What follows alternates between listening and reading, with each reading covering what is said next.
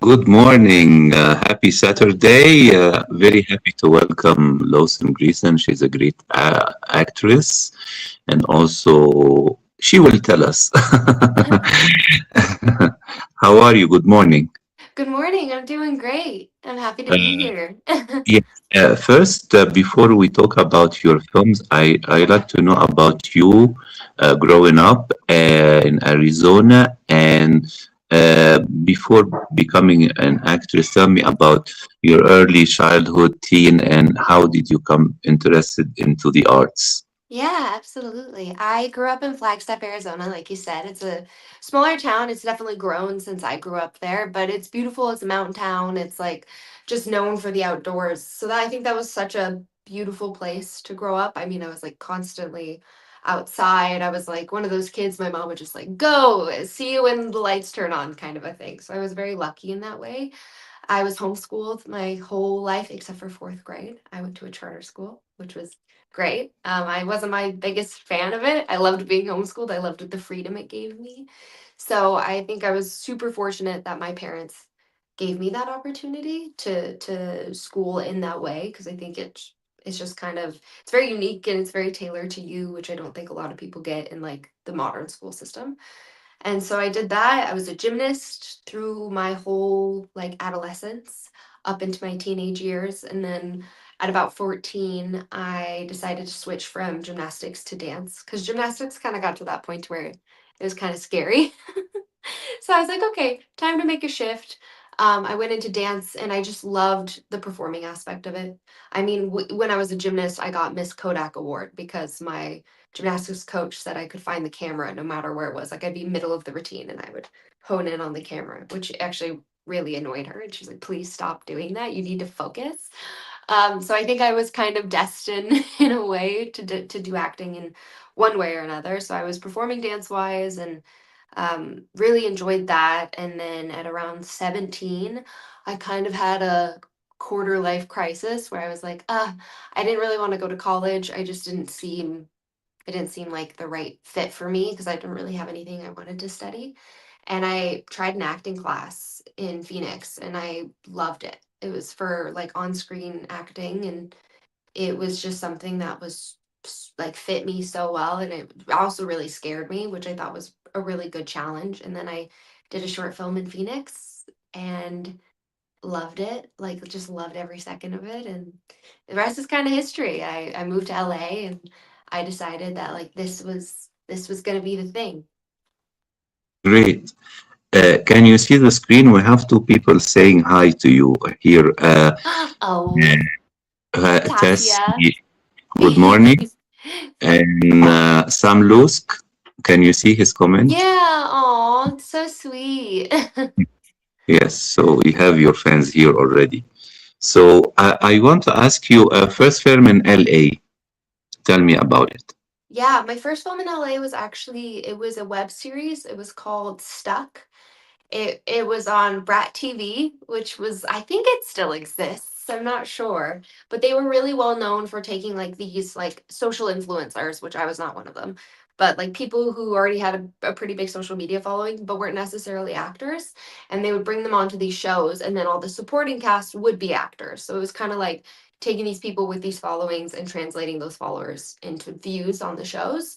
So it was kind of like this Groundhog Day thing, and I remember I hadn't been in LA very long, maybe like 2 months or so, and I got like a call from my manager, and she was like, "Hey, you booked the job. You're leaving tomorrow to shoot." And I remember I showed up, and I was really fortunate that the other actors on that set were wonderful, and I actually still know them to this day. One of them being Jay Colley, who's just a dream of a human, just such a brilliant actor. And I remember he made me feel so comfortable, and I think that was like so huge for me because it was kind of scary. It was like the first professional set I'd really been on other than like short films in Arizona. And so that was kind of my introduction into the LA scene. Yes, I see you co-starred in VHS Halloween, Hmm. and you know the first VHS I saw it in Tribeca Festival more than 10 years ago. First time I saw a horror film with American audience. It was maybe a midnight show or maybe 9 or 10, and everybody was saying, "Oh, it was like experience, like in a theater, Yeah. not a play, not a film." And every now and then I saw the new films. But have you seen the whole film or only your segment? No, I've seen the whole thing. I actually, that was the first time I got to experience at Uh-huh. least a full length feature Yes. in the theater with an audience the first time seeing it, and so that was Yes. really cool. Was this Especially the because one I saw it? Was this the one having the girl entering the house and I think it was like a ghost or something appearing or a zombie to her saying "Kuchi Kuchi Ku"? Was this the one? oh yeah, the coochie coochie. It's funny thing. I was originally like in callbacks for that one, which is so Yes. funny. Like I originally wasn't going up for Fun Size, which is the one I ended up being cast in. So really Yes. funny, but that was also a great segment. Terrifying. Yes, but they do the casting for the whole film altogether because I thought because they are different directors, maybe the films are shot each one on its own, and they can reconnect it through, additional shooting. Yeah, they're Yeah. shot. It's different. It's the same casting director, I believe, for all the segments, but they Yeah. are individual castings. So it's not Yeah. like they're like sending out a group call. Like you're auditioning for each individual character. Uh-huh. And they're doing it at different times because they film each segment like one after the other. Hmm. So they kind of are their own productions in a way because a lot of them have different directors and different crew. But as far as like producers and casting director goes, I Yeah. believe it's the same throughout, except for they did one in Spain this year, and I'm not sure for that segment if that was like a whole different team. Yes. So tell me about your segment and your character and your experience being in a horror film. Yeah. My Mm. character was Lauren, and our segment was kind of about if a bunch of adults went to a Halloween party and they thought it was lame, so they decided to go trick or treating. And it's kind of this fun, like I call it deranged Willy Wonka experience. Filming that was, I feel like I can talk a little bit more about it now. So if you haven't seen it, plug your ears and go watch it. But that one was really cool because it's found footage, obviously, which is what VHS is known for. And I think our segment specifically, usually to my understanding, talking to like the crew and stuff who had done a bunch of them, they like the our camera department, like our director of photography or camera operator, usually is filming the majority of it. And then you have the actors kind of like stepping in when they need to be seen, holding the camera and so on. But for our segment, because we had two people with cameras, my character and then Riley Nottingham's character who plays my fiance, most everything was actually shot by Riley and I because they didn't want the chance of one of us being seen in the scene and then like obviously the director of photography behind us holding the camera. So I think in that way it was really unique in that like Riley and I had a lot of maybe responsibility, but also like it made it feel super real because we didn't have like that usual feeling of lights and crew and usually when you're doing a scene, I remember I just got back from China actually filming, and I was doing a scene with my other actor, and we literally I think had like 40 people around us, like in my path of vision, and it was kind of like whoa, that's maybe an exaggeration. It was probably closer to 20, but still, it's just like a lot of eyeballs on you, and it almost takes away the suspension of you know of disbelief where you're trying to really be in the scene, and so with that, everything one was practical, meaning like all the lights you saw pretty much for the most part were real. Like they were like up in the ceiling or they had to be hidden behind things. So that way, if in case it was caught through our footage, it looked like it was a part of the set.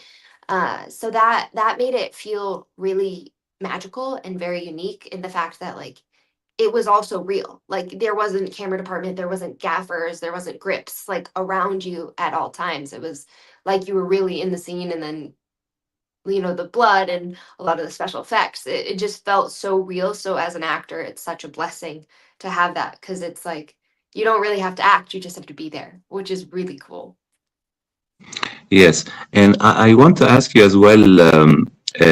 I've seen in the Internet Movie Database you appeared in many series this year, playing different characters, Yeah. and all of them this year in 2025. So it was a hard-working year, right? Yeah. It was. So tell me, between television series and feature films, do you have a dream character or genre you'd like to be in? Yeah. It's funny, I used to not. I mean, now that I've done horror, I love horror. I think it's so fun as an actor because there's so many crazy circumstances you would never experience in real life. So I think any more horror would be so fun. And I've already actually done one more horror film this year. So I think more horror is always going to be kind of like my bread and butter now. I feel like a scream queen and it's great. Like it's so fun. But I think if I had like a dream scenario, I love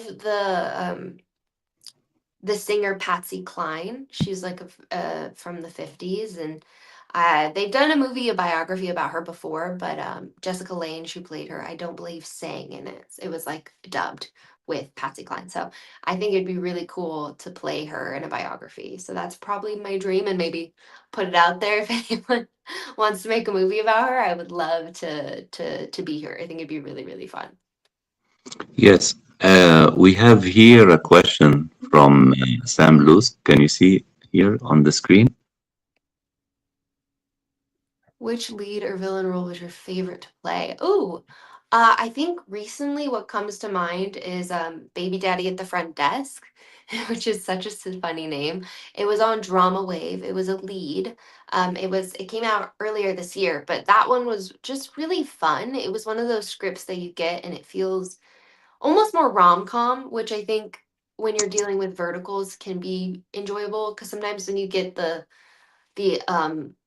abundance of abuse in them, they can feel quite draining and just kind of exhausting. Like you're going home at the end of the day and you're like, I don't want to cry anymore. And I feel like at least the leads I tend to get are that, which is a great challenge as an actor, and it's just emotionally exhausting. But I feel like that one was just really fun. And the children I had in it, I had like twins, even though they were many years apart in age, and I think you could tell, but whatever, not my department. They were just a riot and like made every day so fun and hilarious and full of surprises. I remember one scene I was doing with Macy, who played the little girl. It was the one, like one of the one baking scenes I had where I was crying. So I'm like on my knees in this industrial kitchen hotel, in this real hotel. It's a real kitchen. And I'm like baking, and she's supposed to be like here in my peripheral. So I kind of see her. And then all of a sudden, like, and she wasn't supposed to move in the scene because she's like by the freezer door where my son is. And I'm like begging, crying. And I like in my peripheral see her on this side. So I was like, she shouldn't be there. And where how we were filming is all the lights and the camera equipment were kind of blocking where you could get to her. And she kind of went behind this little partition wall, like this half wall. But then I just kind of see her head in my peripheral vision, like floating, and I was like, how is she moving like that? Because it wasn't like steps, it was like she was just like going like this. So then as I'm acting in the scene, I'm like kind of realizing all of this. It feels like it's in slow motion, and I see her and she somehow got onto a dolly that was in this kitchen, so she's rolling down this kitchen behind a partition wall so no one else can get to her. I'm the only one. So I like my mom instincts kicked in. Like I get up and I grab her and I set her down, and the whole crew's like, like everyone's freaking out. They're like, thank you so much. But I think like things like that just made it super memorable, and the whole filming experience just was wild. And yeah, kids will make a normal day feel like fun, but also very chaotic. Yes, I see as well you have some upcoming projects right now in post-production, like Yeah. Love Perfect Song and Little Things. It's Mhm. another short film.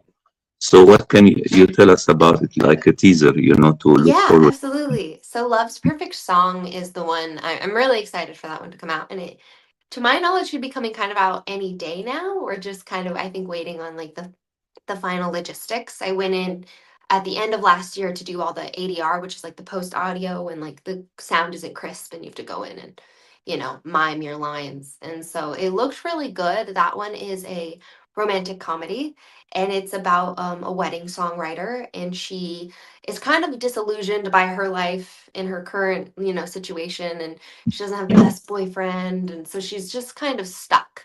and she finds out there's an opportunity to write a wedding song for a very big musical artist that musical artist would then perform Mhm. and be a part of. And so she decides that she's going to enter and give it a shot, and she does, and then the whole story kind of unravels from there. It's very sweet. Our whole cast on that was just amazing. I mean, we were really fortunate in everyone that was cast, and it was a really fun, like, just shoot, because we were all in Temecula, which is a few hours from LA, and it just made it really fun and just really interesting. And I really liked that shoot. And then Little Things is a beautiful short film that I believe is going to go to festivals. So hopefully we'll see it premiering in some festivals. I know they're almost at they're like pretty, it's pretty much done. I actually just Mhm. talked with the director, Lance, a few weeks ago, and he's really excited about it. And that one's a story about a couple, and it's kind of like the turmoil of trauma and when health things start to arise,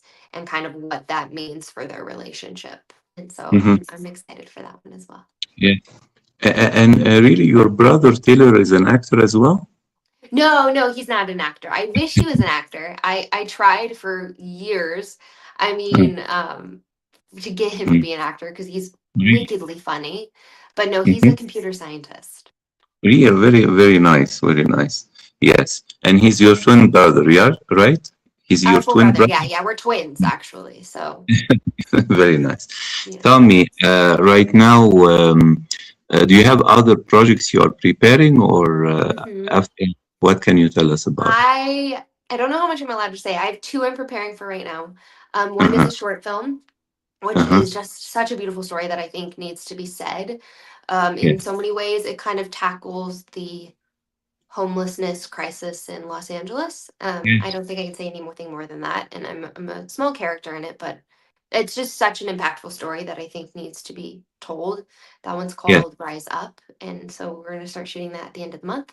And then I don't think I can say anything, but I am shooting for a month, a little over a month, like a month and a few weeks, maybe Hmm. closer to a month and a half, in May. And that one's going to be a feature film. I'm leading it, and I'm so incredibly Congratulations. excited. I think the only thing I might be able to say is I'm having to take horseback riding lessons, which is crazy. But I'm really excited for that one. Congratulations. Yeah. Very nice. I'm very happy that you accepted our invitation for the live, and I wish you all the best in your upcoming releases, the short films, and also the upcoming feature film projects. And about homeless, in LA, I visited LA maybe 2 or 3 times. Yes, it's a problem. I stayed downtown LA, in Main Hmm. Street in a hotel. While coming back, a lot of homeless people were following me like a film. Yeah, it's crazy, isn't it? So, Yeah, yeah, and a lot of people who resides in LA in different buses started to tell me, "Why did you pick up this hotel?" And I discovered it is the hotel. It was depicted in one of the season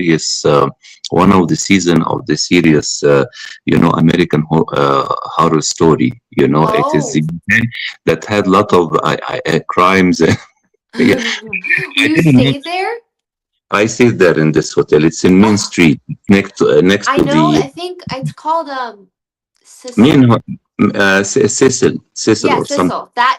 Yes, yes. Oh I wow, see. you are a brave soul. I.